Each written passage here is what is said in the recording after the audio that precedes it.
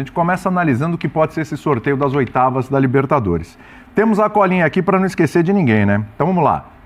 Pote 1, os primeiros colocados. Fluminense, São Paulo, o primeiro colocado do grupo C, que pode ser o Strongest, que pode ser o Grêmio, né? Tem essa possibilidade. Júnior Barranquilla, pode até ser o Atipato, se vencer o Grêmio, né? Isso. Bolívar, Palmeiras, Atlético Mineiro e River Plate. Me parece o River Plate com a melhor campanha. Isso. Melhor campanha da primeira fase. 16. E aí, galera, chegou a hora de falar de Flamengo, aquele papo maneiro que todo mundo gosta. Aqui você vai acompanhar tudo sobre o Flamengo, desde as novidades até os momentos mais marcantes do Flamengo. Então já sabe, né? Se inscreva no nosso canal, deixa aquele like maroto e ativa o sininho para não perder nenhum de nossos conteúdos. Bora para o vídeo. Venceu sua partida de hoje contra o Tátira.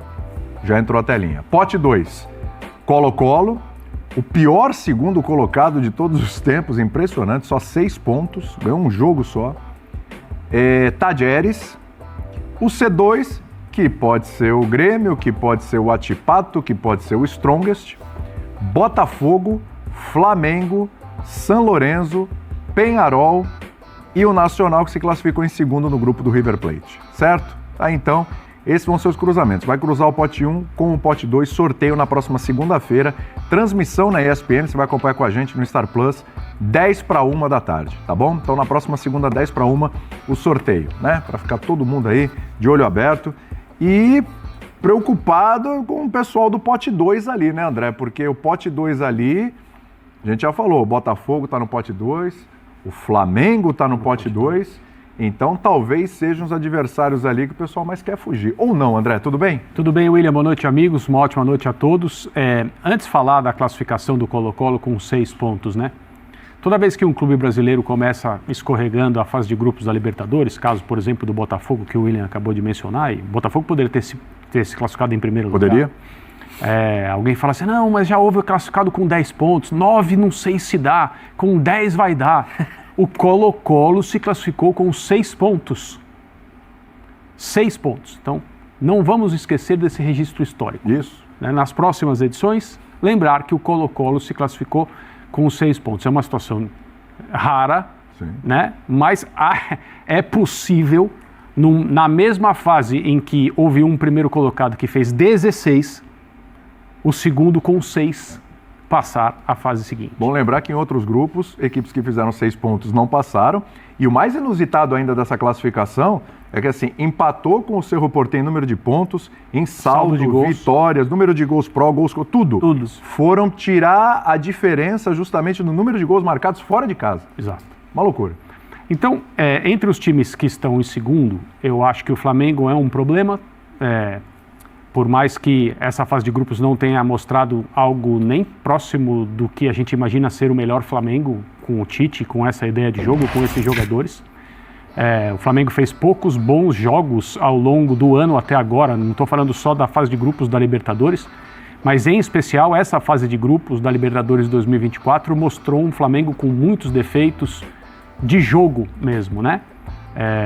Uma classificação em segundo lugar, atrás do Bolívar. O Bolívar liderou esse grupo com 13, a gente achava que o Flamengo ia fazer 18. Exatamente. Então é uma situação bem distante daquilo que se imaginava no momento em que os grupos foram formados.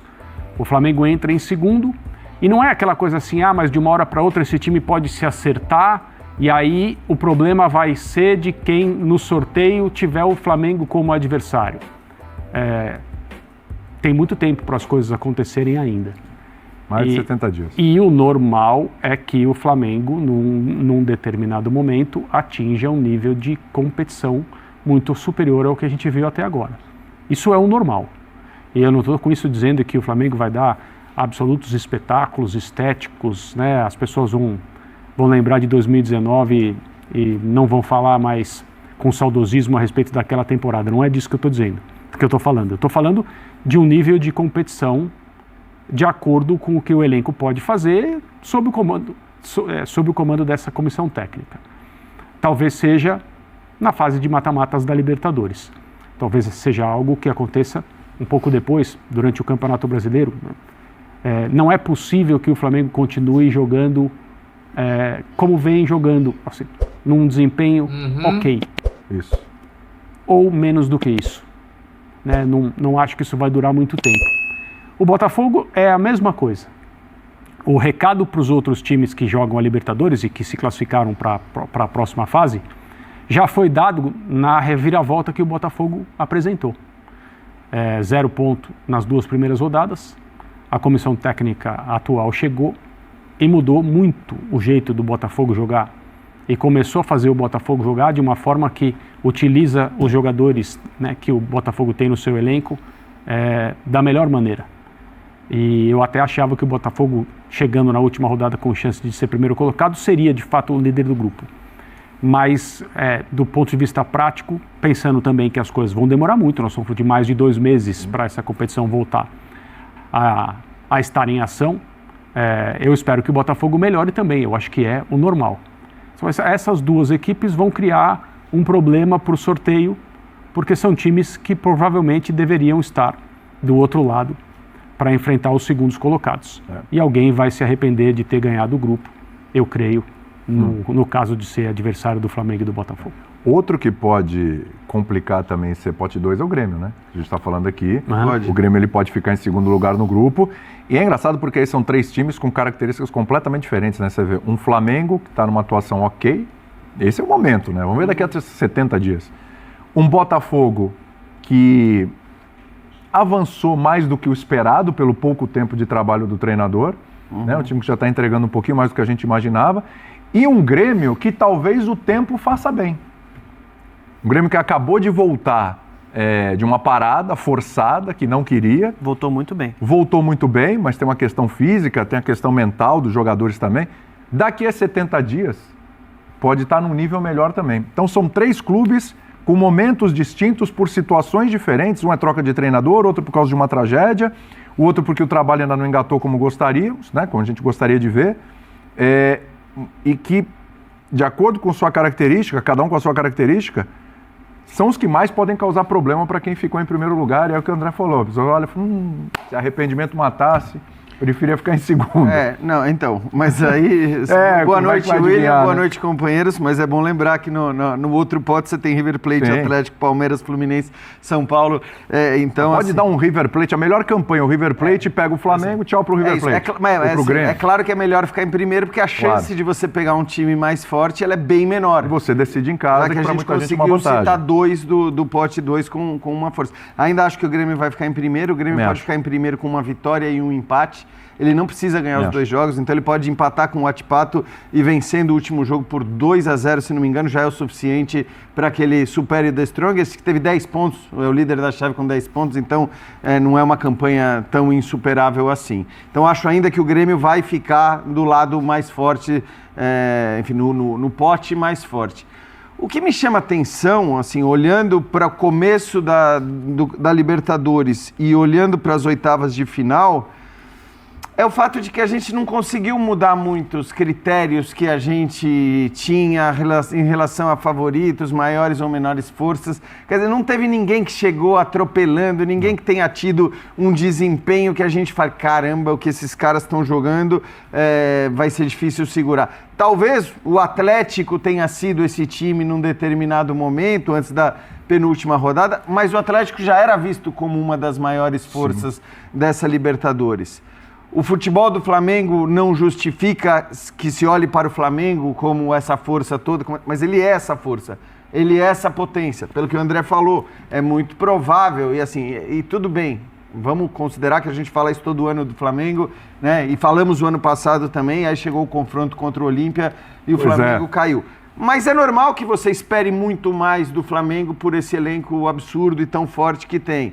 O Palmeiras também não está jogando futebol, a gente viu e vai falar do jogo de hoje, mas é normal que se respeite o Palmeiras pelo mental, né, pela força mental, pela competitividade, pelo que a gente sabe que esse time joga na hora que o jogo é decisivo, é mata-mata. Então, o que eu quero dizer é, muitas vezes, uma fase de grupos de uma competição como a Libertadores ou como a Champions League, elas te apresentam algumas novidades ali, que você fala, opa, olha lá, esse time aqui ninguém estava dando muito por ele, mas é um time que Eu não acho que isso tenha acontecido muito. Vamos ter o River de melhor campanha, mas Sim. o River já era colocado também junto com esses que eu citei, Flamengo, Palmeiras e Atlético. Botafogo, estou de acordo com você, conseguiu melhorar, é um time forte e óbvio que é um time temido por estar no segundo pote. Sim. E no pote 1, acho que o São Paulo, né? Que a gente falava aqui que... Sim, mas o São Paulo... também trocou de treinador e subiu. E a gente já falava do São Paulo no começo da temporada. É claro que os primeiros jogos, né, e antes da troca de técnico, foram jogos decepcionantes. Mas ninguém olhava para o São Paulo como uma carta fora do baralho, até porque estávamos falando do campeão da Copa do Brasil, de um time forte em mata-mata, com tradição na competição. Então, eu não acho que mudou muito. O elenco melhorou também? O elenco melhorou. Eu não acho que tenha mudado muito a graduação ali de ninguém, sabe? Em relação a nível de favoritismo. E entra um pouco aí no que a gente estava falando ontem, né? Que no fim foram muitos jogos, tá? Muita coisa aconteceu do ponto de vista de números de partidas e tal, mas não foram jogos suficientes para que a gente pudesse ter tirado grandes conclusões. A expectativa continua grande, a temporada no Brasil e na América do Sul vai começar para valer a partir de agora, a partir da semana que vem, deste final de semana, né, o bicho já começa a pegar. E especificamente falando de Libertadores, são 2 meses e meio.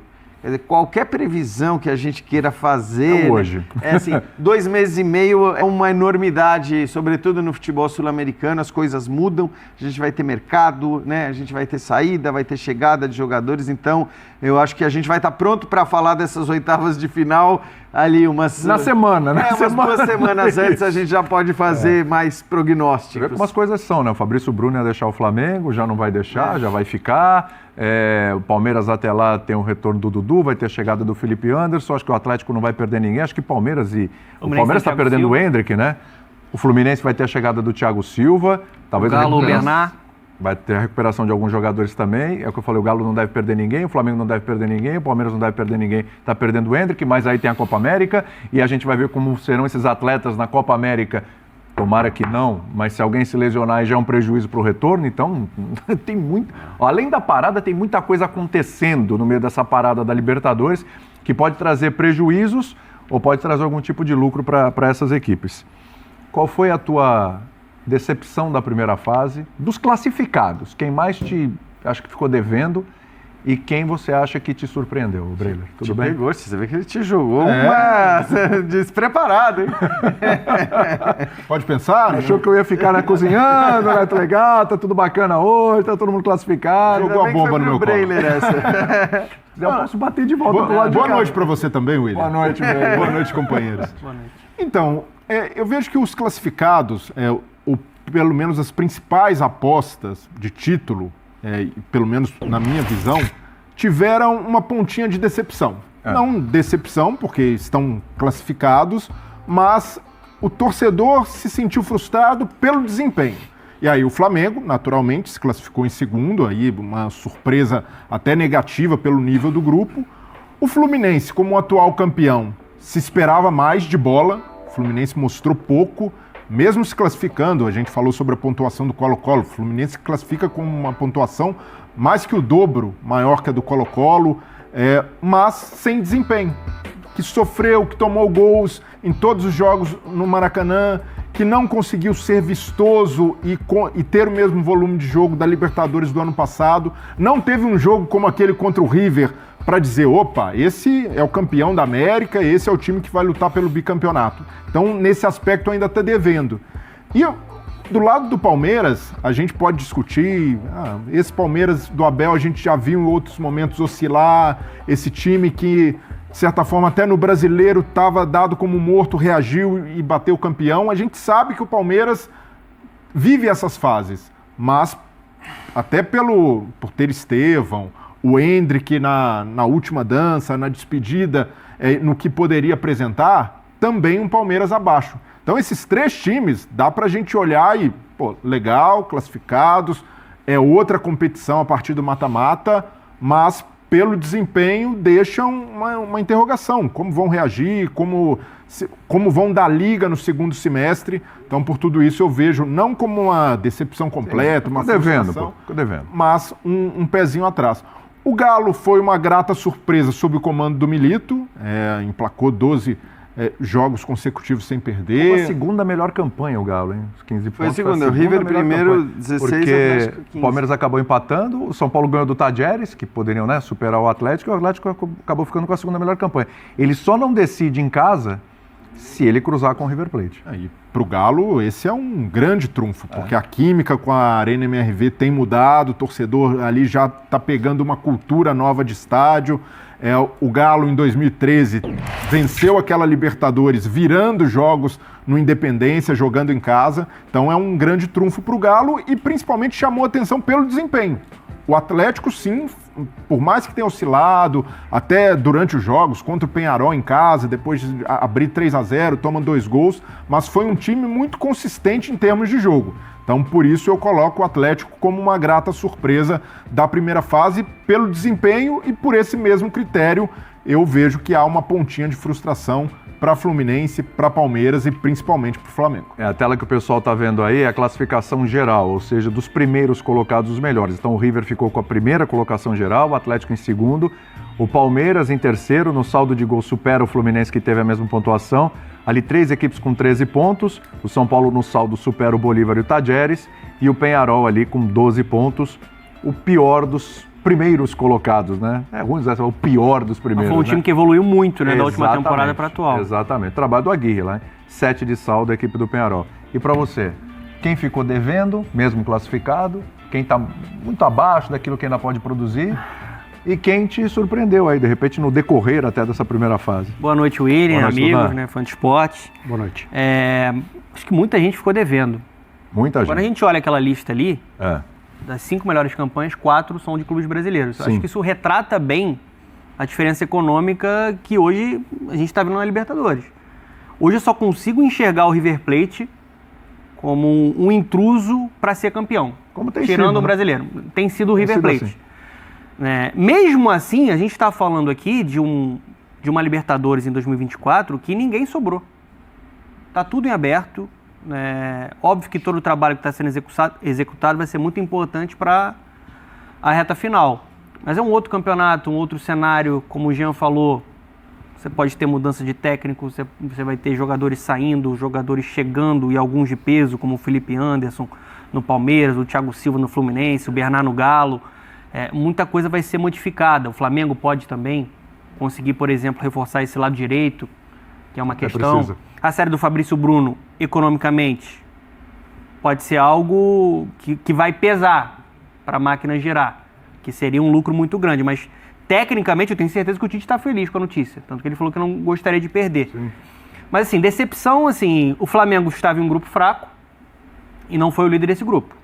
É uma decepção. Se a gente for pegar todas as atuações do Flamengo na fase de grupos, acho que a melhor foi contra o Bolívar. Ali venceu e convenceu. Até acho que o último jogo contra o Milionários foi uma atuação ok, né, oscilando dentro do jogo, depois que construiu o resultado. Ganhando alguns presentinhos, né? Alguns presentes, relaxou um pouquinho.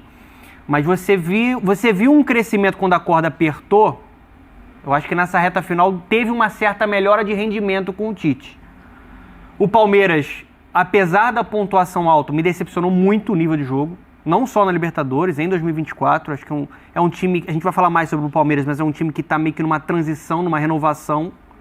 E aí ele vai colocando jovens jogadores, só que ele não conseguiu construir ainda uma identidade, uma engrenagem que funciona. É um time que tem muita dificuldade para criar, principalmente quando enfrenta um adversário de bloco baixo, né, defensivamente organizado, e quase todo mundo vai jogar assim contra o Palmeiras. Sim. Então é algo que ele vai precisar evoluir para a próxima fase.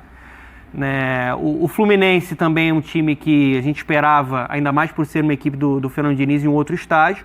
Aí são as equipes que mais me decepcionaram.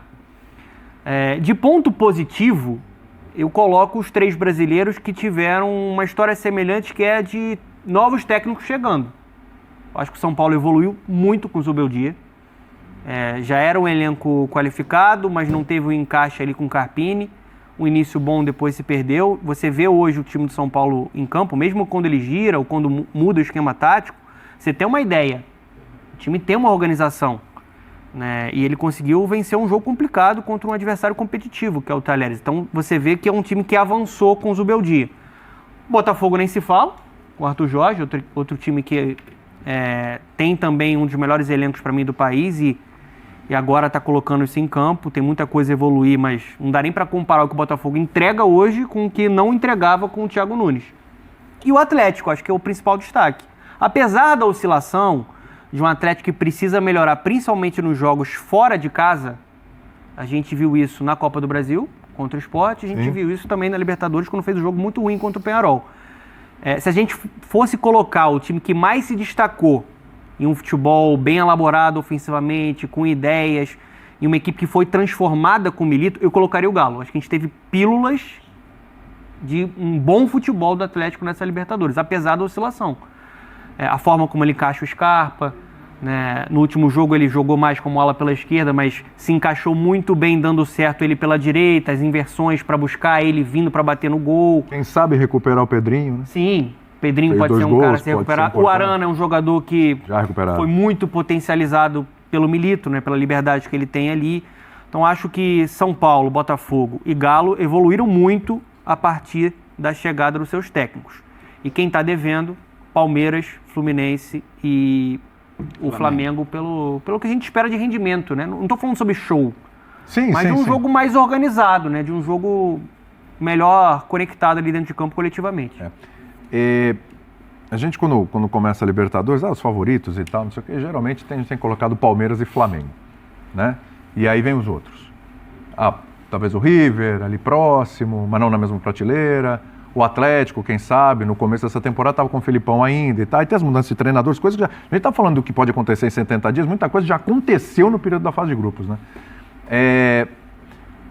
A gente continua olhando para a Libertadores e vendo, apesar das irregularidades de campanhas, Palmeiras e Flamengo ali numa primeira prateleira, ou essa primeira fase mostrou que mais alguém já colou nessa primeira prateleira, ou eles desceram de prateleira? Não, aí que está.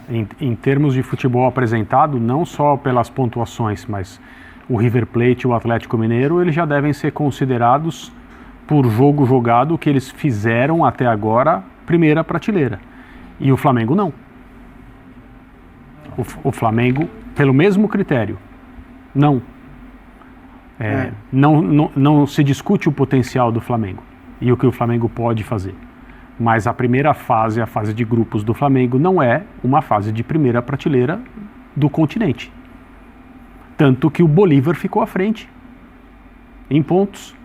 O jogo que o Flamengo mostrou é um jogo ainda muito defeituoso, muito problemático. Essas outras equipes jogaram mais do que o Flamengo. O Palmeiras jogou mais, embora também não tenha sido exuberante. Hoje, por exemplo, foi uma noite em que o Endrick, em ocasião de despedida, não fez um bom jogo. Sim. O Veiga não fez um bom jogo. De novo. O Estevão não fez um bom jogo. E o Palmeiras não conseguiu pressionar o São Lourenço hoje em casa. Numa oportunidade para ganhar e eventualmente ser o primeiro geral. E é isso aí, galera, mais um papo sobre o Mengão se encerrando. Se curtiu o vídeo, eu quero pedir que você deixe o seu like, se inscreva no canal, ative as notificações para ficar por dentro de todas as novidades que acontecem por aqui. Valeu pela companhia e até o próximo vídeo.